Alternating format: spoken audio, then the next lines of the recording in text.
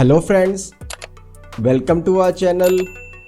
आज की वीडियो में हम देखेंगे इफ़ एरर फंक्शन एक्सेल के अंदर क्या होता है, उसे हम कैसे यूज़ करेंगे और कहाँ यूज़ करेंगे। तो उसको समझने के लिए हमने एक छोटी सी टेबल ली है जिसके अंदर हमने कुछ सेंटर्स की सेल्स ली है। किसी कंपनी के कुछ सेंटर्स हैं दिल्ली में, जयपुर में, मुंबई में, अमृतसर में, पानीपत के अंदर। उनको टारगेट सेल दिया गया था कि आपको इतना अचीव करना है। 8000 है, जयपुर को नहीं दिया गया। मुंबई में 10000 था, अमृतसर में 6000 था, पानीपत में 4000 था। और उसके साथ दिया गया है हमें टोटल सेल कि उस सेंटर ने कितना सेल अचीव किया या वो कितना सेल किया।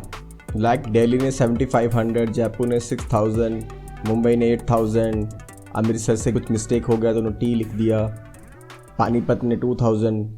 तो इसके बेस पे हमको परसेंटेज निकालना है कि कितना सेल्स टारगेट अचीव हुआ। तो उसके लिए हम सिंपली करते क्या हैं कि इक्वल टू लिखा, कितना सेल किया डिवाइड बाय कितना सेल टारगेट था इनटू 100। सिंपली फॉर्मूला मैथमेटिक्स का। तो इसको हम ड्रैग करेंगे तो पूरी टेबल में हमको दिखा देगा किस सेंटर ने कितना परसेंट अचीव किया। लेकिन हमारे इन कैलकुलेशन में कुछ एरर आया है। जैसे जयपुर के केस में आया है और अमृतसर के केस में आया है। कि जयपुर के केस में इसलिए आया कि हमने डिवाइड बाय 0 कर दिया, ठीक है, तो उसने एक्सेल ने एरर शो कर दिया। और अमृतसर के केस में आया कि हमने नंबर की जगह अल्फ़ाबेट लिख दिया तो डिवाइड वहाँ नहीं हो पाया, तो वहाँ एरर आ गया।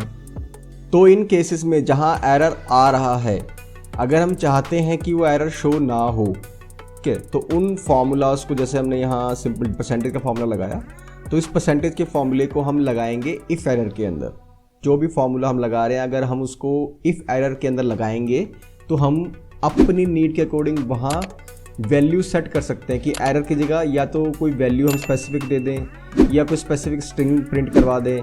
लाइक जैसे हमने परसेंटेज का फॉर्मूला लगाया था, अगर उसे हम इफ़ एरर फंक्शन यूज़ करके लगाएं, हमने लिखा equal to if error IFERROR bracket start, वही फॉर्मूला लगाएंगे जो हमने यहाँ परसेंटेज के लगाया था कि total sale divide by sales target into 100, यही लगाएंगे। पर साथ में हम एक कॉमा, फिर हम डबल इन्वर्टेड कॉमास के अंदर वो मैसेज लिखेंगे रॉन्ग एंट्री, या आप यहाँ कुछ भी लिख सकते हैं, एनीथिंग, कोई स्ट्रिंग, कोई वर्ड के। मैंने यहाँ लिखा रॉन्ग एंट्री, या कोई भी वैल्यू आप यहाँ अपनी नीड के अकॉर्डिंग प्रिंट करवा सकते हैं, राइट। तो जैसे ही हम यहाँ लिखेंगे तो जहाँ जहाँ एरर था, जैसे यहाँ डिवाइड बाय 0 का एरर था, यहाँ हमने टी से डिवाइड कर दिया था, तो वहाँ उसकी जगह आ गई रॉन्ग एंट्री। तो इस तरह से आप कोई भी वैल्यू को आप लगा सकते हैं, कोई स्ट्रिंग को लगा सकते हैं, कोई मैसेज प्रिंट करवा सकते हैं वहाँ जहाँ आपको लगता है कि एरर आ सकता है या आएगा। उसकी जगह वो एरर की जगह आपको वो स्पेसिफिक स्ट्रिंग प्रिंट हो जाएगी। हमने तो यहाँ जैसे अभी स्ट्रिंग लगाया, आप यहाँ सिंपली नंबर भी प्रिंट करवा सकते हैं। जैसे इफ़ एरर, वही फॉर्मूला, कॉमा, अगर हमने यहाँ कोई स्ट्रिंग नहीं प्रिंट करवाना, उसकी जगह सिंपल नंबर प्रिंट करवाना है, मैंने यहाँ 0 प्रिंट करवा दिया, तो यहाँ आप देखेंगे कि 0 प्रिंट हो गया। ताकि अगर आपने सम करना है, कुछ और फॉर्मूला लगाना है इस पूरी रो के ऊपर, वहाँ भी उसको इजीली लगा सकते हैं। आपकी मर्ज़ी है, आपने वहाँ स्ट्रिंग लगानी है एरर की जगह या कोई नंबर लगाना है, तो आप अपनी नीड के अकॉर्डिंग कुछ भी लगा सकते हैं। तो इफ़ एरर फंक्शन यहाँ यूज़फुल है कि आपने वहाँ कोई स्पेसिफिक एरर की जगह क्या प्रिंट करवाना है। टेबल छोटा था, आपने इफ़ एरर यूज़ करके जहाँ जहाँ आपको वैल्यूज़ एरर नहीं चाहिए था, वहाँ आपने इफ़ एरर यूज़ करके एक स्पेसिफिक स्ट्रिंग प्रिंट करवा दी या नंबर प्रिंट करवा दिया। अगर यही डेटाबेस आपका बहुत ज़्यादा है, जहाँ आपने वी लुकअप लगाया है, एच लुकअप लगाया है, या और कोई इंडेक्स फंक्शन लगाया है जहाँ से आप डेटा फैच कर रहे हैं, तो वहाँ उस जगह क्या होगा।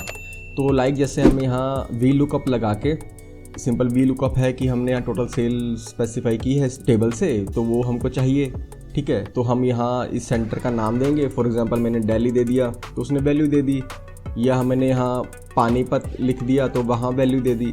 अगर मैं यहाँ सेंटर्स टेबल के अंदर है उसके अलावा कोई गलत सेंटर डाल देता हूँ, जैसे मैंने यहाँ गोवा डाल दिया तो उसने एरर शो कर दिया। तो मैं यहाँ भी चाहूँगा कि अगर मैंने VLOOKUP जैसे यहाँ लगाया है, इसकी जगह भी मुझे एरर नहीं चाहिए, तो मैं यहाँ भी इफ़ एरर यूज़ करूँगा।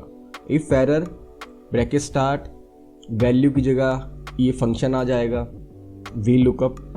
लास्ट केस में हमने क्या किया था, वैल्यू की जगह परसेंटेज का फॉर्मूला लगाया था, यहाँ VLOOKUP का फॉर्मूला लगाएंगे। दैट मीन्स इफ़ एरर के अंदर आप कोई भी फॉर्मूला लगा सकते हैं, चाहे वो लॉजिकल है या सिंपल मैथमेटिकल है। आप कोई भी फॉर्मूला लगा के लास्ट में कॉमा, उसके बाद डेटा नॉट फाउंड, या आप अपनी नीड के अकॉर्डिंग कोई और स्पेसिफिक एरर या स्ट्रिंग वहाँ शो करवा सकते हैं। यहाँ आ गया सिंपल डेटा नॉट फाउंड।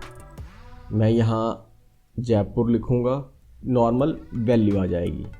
तो इस तरह से हम डिफरेंट वे से डिफरेंट जगह पे कंडीशंस के अकॉर्डिंग इफ़ एरर फंक्शन को अपने नीड के अकॉर्डिंग यूज़ कर सकते हैं, जो कि हमारे लिए बेनिफिशियल है, क्योंकि ये हमको स्पेसिफिक एरर को हाइड आउट कर देता है। सिर्फ हमको वो चीज़ देता है जो हम दिखाना चाहते हैं। कोई वैल्यू है डायरेक्ट तो वो दिखा देगा, अगर नहीं तो जैसे हमने यहाँ लिखा था अभी गोवा, तो हमने वो एरर नहीं दिखाया कि कौन सा एरर आया, किस टाइप का एरर आया है। एक्सेल के अंदर हमने सिंपल दिया अगर एरर आया है तो सिंपल ये प्रिंट कर दे डेटा नॉट फाउंड। तो इस तरह से हम एरर फंक्शन को एक्सेल के अंदर अपनी नीड के अकॉर्डिंग कहीं भी यूज़ कर सकते हैं। तो आज की वीडियो में इतना ही था। Thank you so much. Thank you for watching this video. Please like, comment and subscribe this channel.